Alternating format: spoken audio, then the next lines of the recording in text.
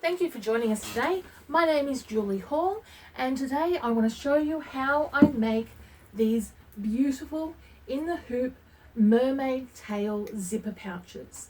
These pouches would be brilliant for any of your makeup brushes. They are also great as pencil cases, and I made some last Christmas for my nieces. I've made them with gorgeous fabrics. I have made them with vinyl. Realistically, anything that you've got hanging around the house can be used to make these pouches. Okay, so to create this project, you'll need your main fabric. I am making the 12 by 9 inch version of this pouch, and I am using 2 pieces of fabric, 23 by 33 centimeters.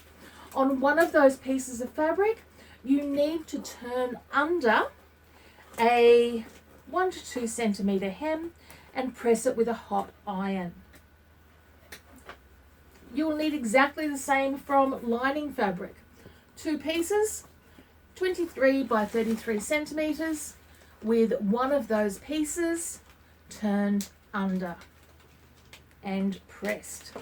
You will need a about 20 centimeter zipper, number 5, and the zipper tab to go on it. I am using the rainbow zipper because it looks so darn good with the mermaid pouch. You will need sewing thread to coordinate with your main fabric. I have also used a decorative metallic thread in this pouch, using the scallops to give my my mermaid tail scales. If you don't wish to hand sew, you will need double-sided basting tape to close your last seam. You will need tearaway stabilizer and the embroidery design, all the details of which you can collect from our website. And last but not totally a must-have is I like to use my magna pins to hold everything together instead of putting sticky tape on my hoops. Okay, let's get started. Okay, so as you can see, I have my design here on the screen all ready to go. You will see that this design has 8 colours. I generally stitch on a fairly low speed, so at the moment I've got this set to 500 stitches a minute, and it says that this design is going to take us 14 minutes.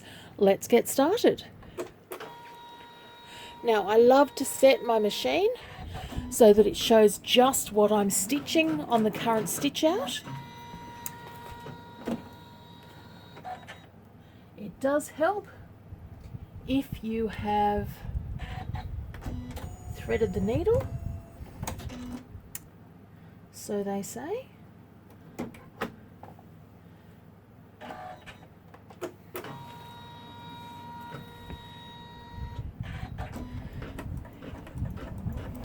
And my first stitch out is going to show the shape of the mermaid tail pouch and exactly where I'm going to place my zipper.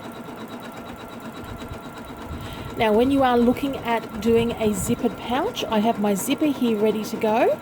Always think about what way you are going to place your zipper. For me, the logical way is that the zipper opens from the left-hand side to the right-hand side, and so that is the way that I'm going to place my zipper.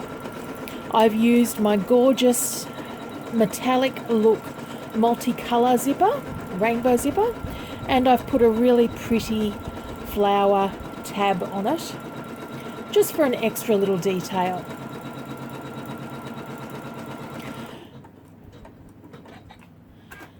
So we've got our shape.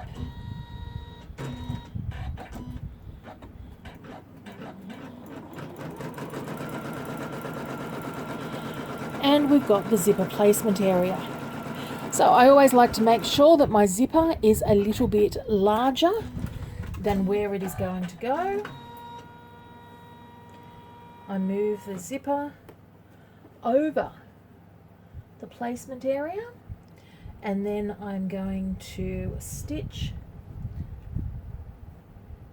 and I'm just going to center it over that. and stitch colorways 2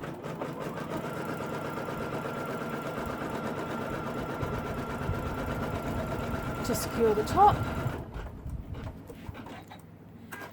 and 3 to secure the bottom of the zip.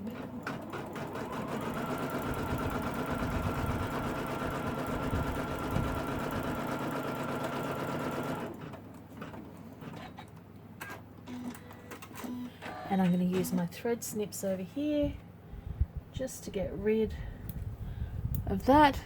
You don't have to do that, it's just me being a tad compulsive. So the next colorway is going to stitch the main fabric onto our outline. And for that, we need our main fabric and we need the piece that we have folded over 1 centimetre and that has our lightweight wadding. We are going to place that and butt it up next to that zipper placement line. And then we're going to stitch the next colorway. So colorway 4, which is attaching.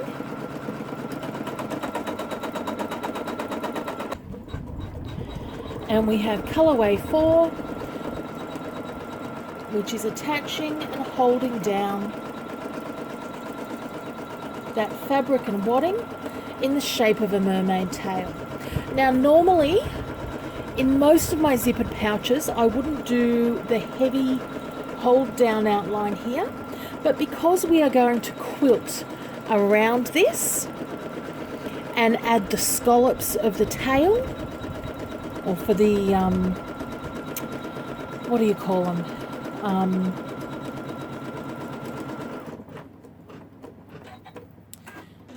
The scallop detail, we need to. So I'm going to change my thread. At the moment I'm just using a regular cotton thread.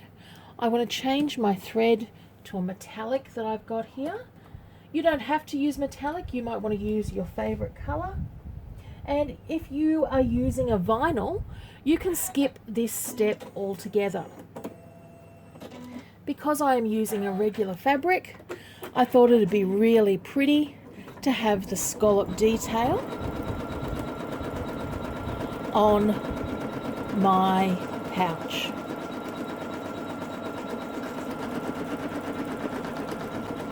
Now, a common question that I get asked is, where did I get this fantastic fabric from?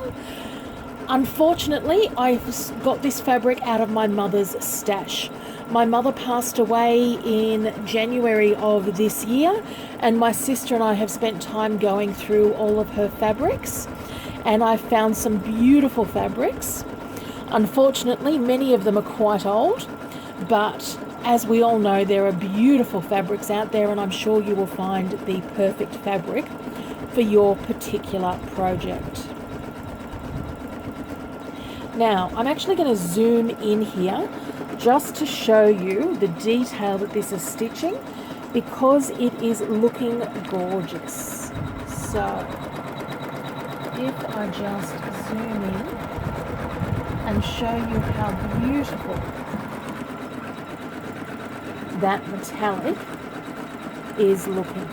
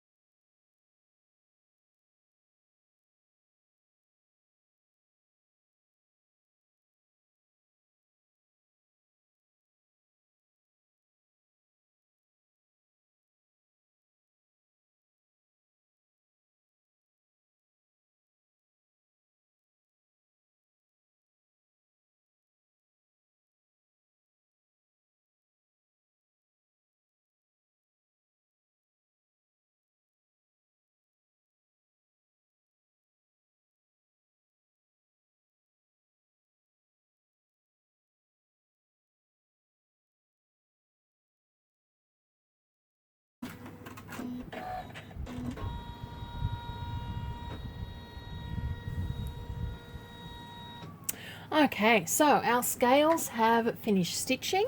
So I'm just going to take away the metallic thread because metallic thread is simply not strong enough to construction stitch our project with.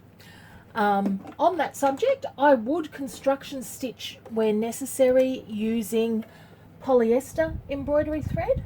What I wouldn't do is construction stitch using rayon, just because I find it is not strong enough. Okay, so we are now up to the 6th colour. And the 6th colour is where we start to line our project. So I need to take my hoop off, and we're going to attach the lining to the back of the project. So I've got my piece of lining fabric, and I'm just trying to make sure that everybody can see here what I'm doing. So I'm going to pop that up there. You can see I've got my zipper holding and placement lines there, and I've got my lining fabric that has a folded over about 1 centimetre seam, and all I'm going to do is lay that on the back so that it covers that stitching line. Now I need to hold that on. I could use sticky tape.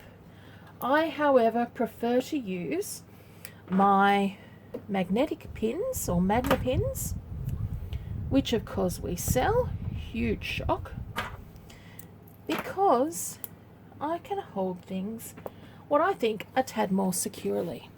So that's my project all held down. I pop the hoop on,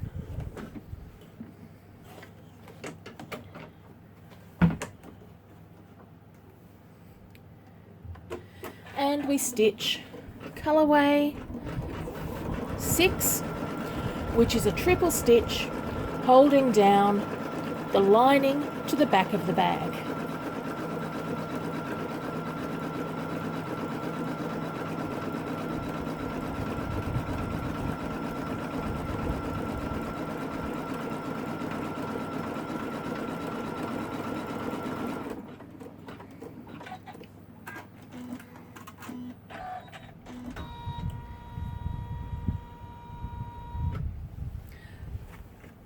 I need to remove the magna pins, both front and back,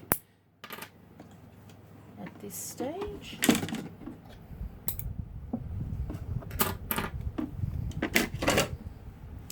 And the other thing that we want to do is we need to make sure that our zipper tab is on the inside.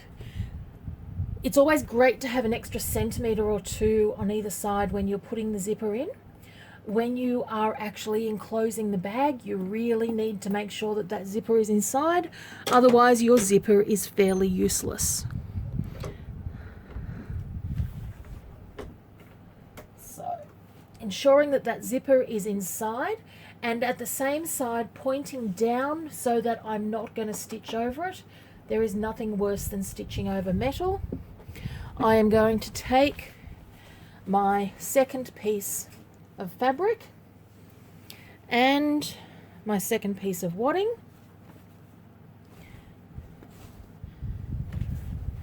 and lay them over my outline with right sides down.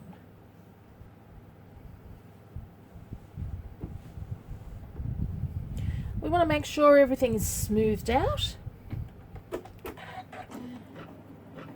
and stitching colorway 7 to secure all of that. Now, tips for when you are stitching over things like zippers: make sure there is no metal piece on the end of the zipper. This is also a great time to have everything slowed down, and as I said, I like to stitch on 500 stitches a minute because I find it is the nicest way to get a great finish. If you find that the wadding on your project is too heavy, remember you can lift your presser foot height and that will be in the settings of your particular machine.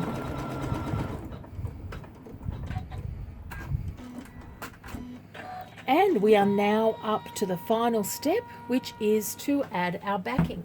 So once again, I'm going to remove my hoop, flip it over, and take my backing fabric and all I want to do is make sure that the entire project is covered from right up the top here to right down the bottom. Secure it again with either magnet pins outside of the stitching area, of course.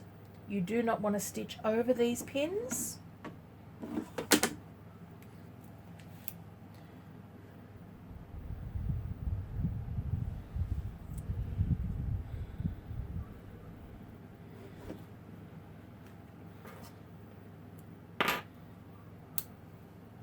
Or sticky tape.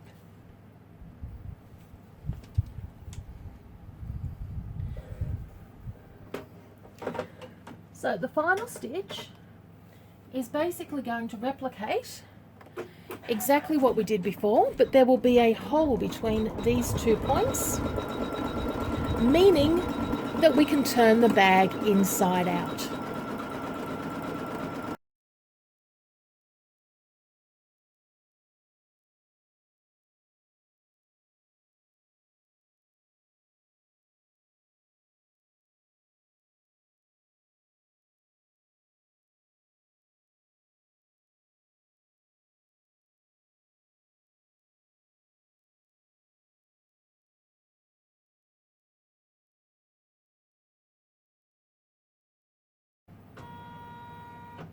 Okay, my stitching is now complete. Let's come over and finish off this bag.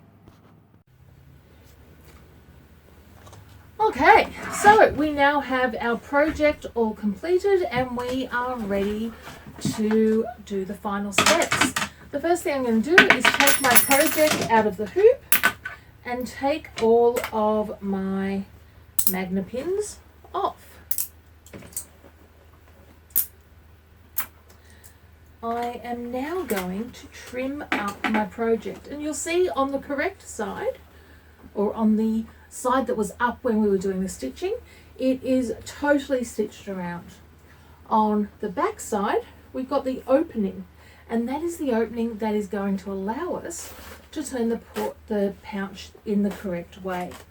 So I'm going to remove my excess stabilizer. Near enough is good enough when it comes to this one.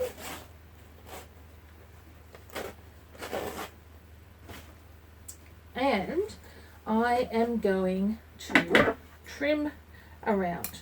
Now, what I find is that if I trim on this side with the opening, I get a much better trim because I know where to stop. And I'll show you what I mean by that. So this now has 4, 5, 6 layers including my batting. So it's a little bit thick. I've also got my ironing board and my iron-on heating up here as I am getting ready to press my project.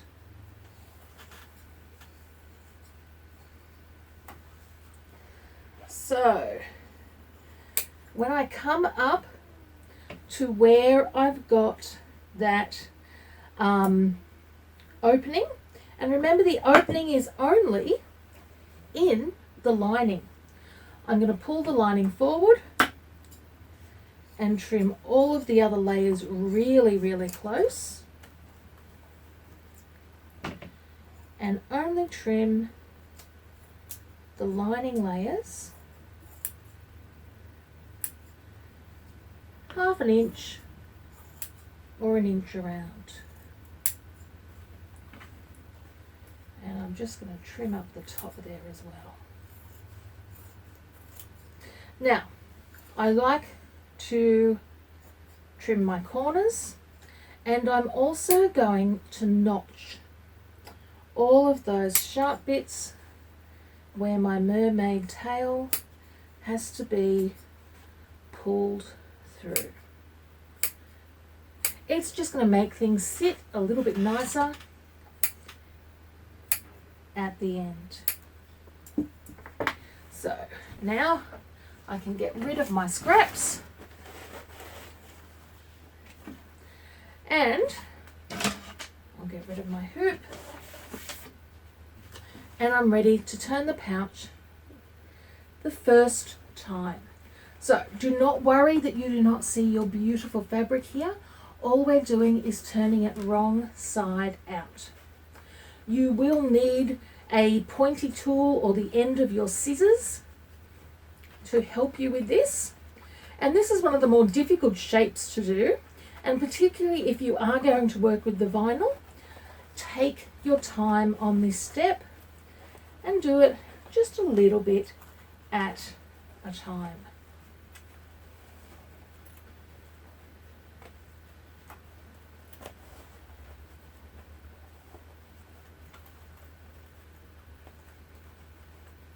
Says ye who is trying to rush it. Oh, I can pull this out.